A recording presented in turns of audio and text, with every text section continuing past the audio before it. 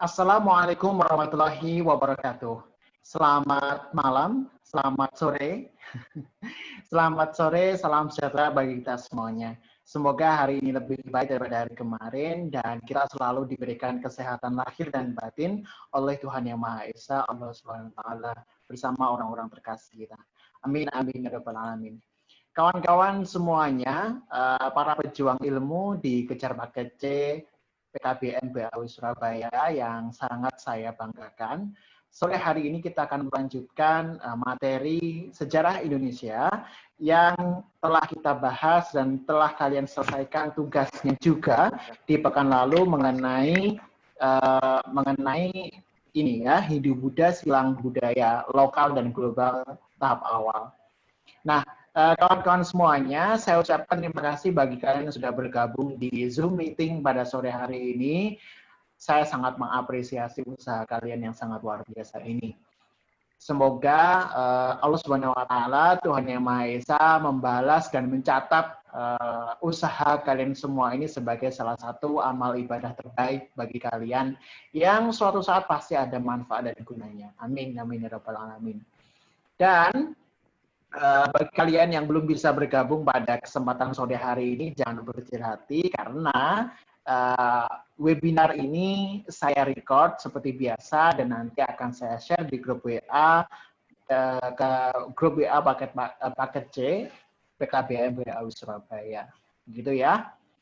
Kita lanjut di pembahasan. Kita dulu sudah sampai mana? Kita ingat-ingat dulu. Kita sudah sedikit banyak membahas tentang sejarah agama Hindu, ya apa ceritanya biyen Hindu iku, bentuknya kaya apa, sistem kastanya seperti apa dan bagaimana saja. Ada Waisya Sudra, ada juga ada kasta Parya yang sempat kita singgung juga. Masih ingat ya? Oke. Kita lanjut di agama Buddha. Agama Buddha lahir di India sekitar abad ke-5 sebelum Masehi. Tokohnya adalah Pangeran Siddhartha, putra Raja Sudodana dari kerajaan Ashoka dari Kapilawastu. Pangeran Siddhartha dilahirkan sekitar tahun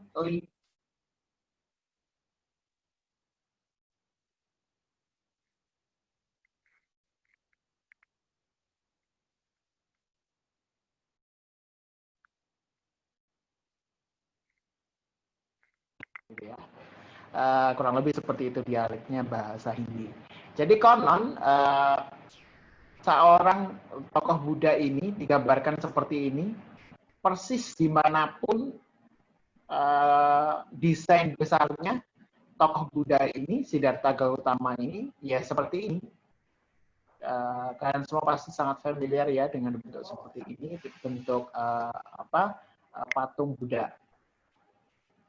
Pangeran Siddhartha melakukan semedi di bawah pohon Bodhi di desa Bodhgaya.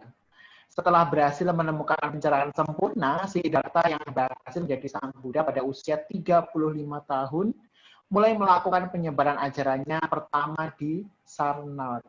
Ini salah satu daerah di India ya. Jadi pertemuan sebelumnya saya sudah pernah singgung ya, sudah pernah sedikit membahas kalau misalnya agama Buddha itu menjadi agama yang istilahnya agama yang menentang dari aturan-aturan main dari agama Hindu. Kalau agama Hindu kita tahu semuanya ritual jalan menuju nirwana, menuju surga itu semuanya harus berdasarkan panduan dari sang pendeta atau orang-orang yang ada di kasta Brahmana. Jadi orang-orang Sudra, Waisya, even Ksatria pun itu harus istilahnya menuruti bagaimana bimbingan dari sang Brahmana. Lain halnya dengan ajaran Buddha yang lebih bebas ya, yang lebih egaliter karena di ajaran Buddha meyakini bahwa setiap insan, setiap makhluk, setiap manusia itu bisa memperjuangkan surganya sendiri. Dan di agama Buddha tidak mengenal yang ada yang namanya kasta. Nah, seperti itu. Sepeninggal Buddha, pengikutnya menyebar ajarannya dan lahirlah kitab Tripitaka. Jadi ketika Siddhartha Gautama itu masih hidup, maka kitab suci Tripitaka ini belum ada atau belum diciptakan. Atau kalau di Islam itu seperti kumpulan hadis ya, kumpulan hadis ataupun pencetakan mushaf Al-Quran itu dulu juga menjadi barang baru yang artinya itu adalah ide baru yang dicetuskan untuk sebagai salah satu tindakan preventif agar ajaran ini bisa langgeng, lestari sampai generasi ke generasi gitu. Agama Buddha juga demikian. Agama Buddha yang berkembang terbagi menjadi dua aliran. Ada dua aliran besar yang dikenal dalam agama Buddha ya. Ada aliran Hinayana atau kendaraan kecil dan Mahayana atau kendaraan besar. Nah, ini mengenai teori Hindu-Buddha di Indonesia itu seperti apa sih dulu masuknya? Ya apa ceritanya ajaran teko India iku mau kok iso moro-moro mlebu ning Indonesia atau Nyuswantara atau Nusantara. Yang pertama dikenal dengan teori Brahmana yang dicetuskan oleh J.C. Van Leur. Menurut Van Leur ini, para Brahmana datang dari India ke Indonesia atas undangan pemimpin suku dalam rangka melegitimasi kekuasaan. Jadi dulu diperkirakan di zaman-zaman tersebut sudah terjadi globalisasi atau interaksi internasional antar suku bangsa yang tingkatnya itu internasional. Ya. Dan bisa dipastikan karena pada waktu itu kawasan Nusantara belum mengenal Hindu-Buddha, maka bisa jadi agama yang dianut dan berkembang di kawasan masyarakat Nusantara pada waktu itu adalah agama-agama dinamisme, animisme, ya.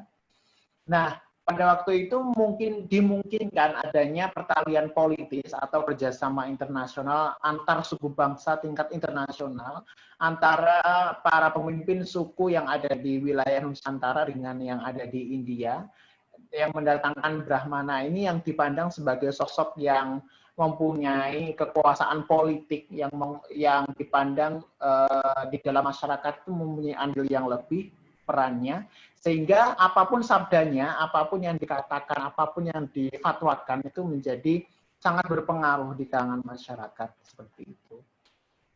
Untuk melegitimasi kekuasaan maksudnya ialah dimungkinkan dulu para pemimpin suku bangsa yang ada di kawasan Nusantara ini meminta bantuan kepada para Brahmana untuk turut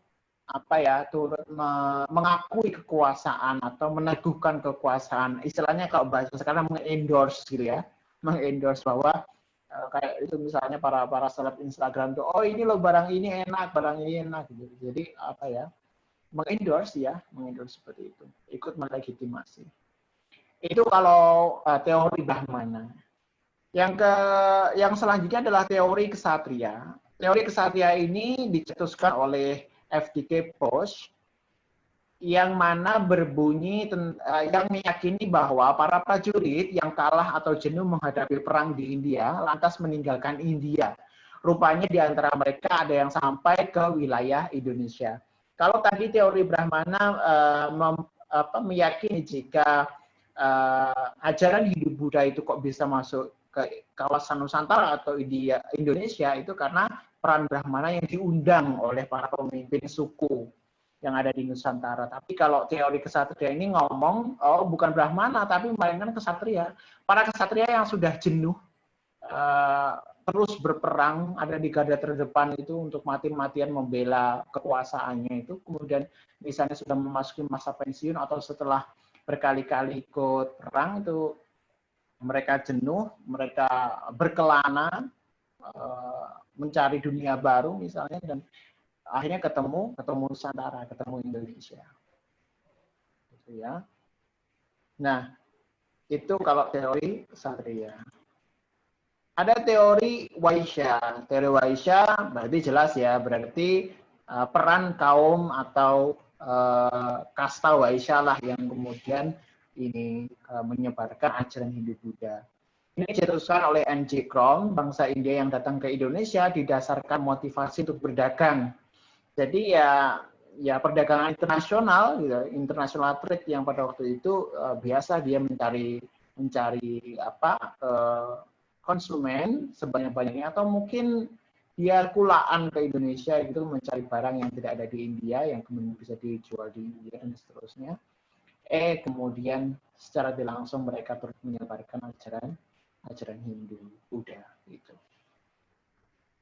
Tapi lain halnya ini menurut Poides, ini seorang sejarawan dan juga antropolog kalau nggak salah, terkenal dari Prancis.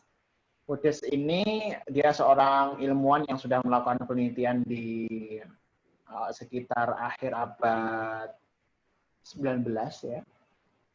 Sudah melakukan penelitian tentang Indonesia, tentang Nusantara. Poides ini kemudian berpendapat bahwa bangsa Indonesia berkunjung ke Indonesia untuk mempelajari agama Hindu dan Buddha. Sebaliknya dari India, mereka membawa pengetahuan tentang agama. Sekembalinya dari India, mereka membawa pengetahuan tentang agama dan kebudayaan di India.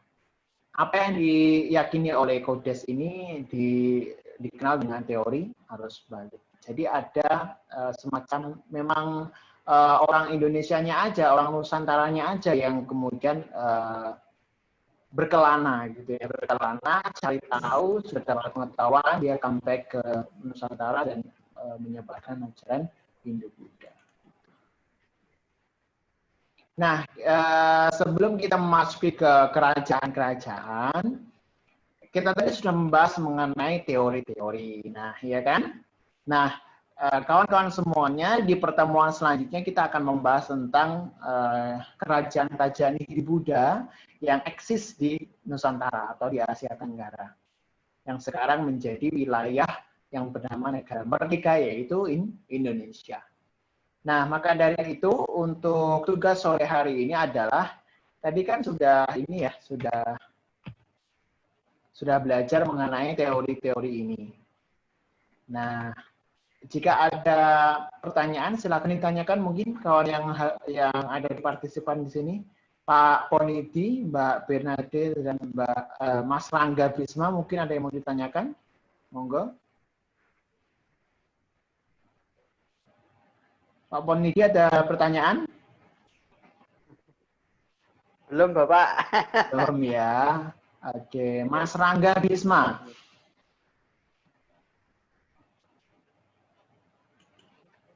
Mas Rangga Bisma. Ini ada Ahmad. Halo Mas Rangga.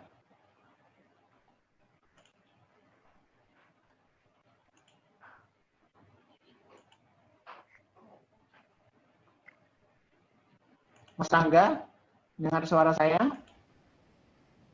Adakah pertanyaan mungkin? Belum ya, oke. Kita usai saja untuk webinar singkat malam hari ini. Kita lengkapi dengan diskusi yang lebih interaktif di grup WhatsApp, oke?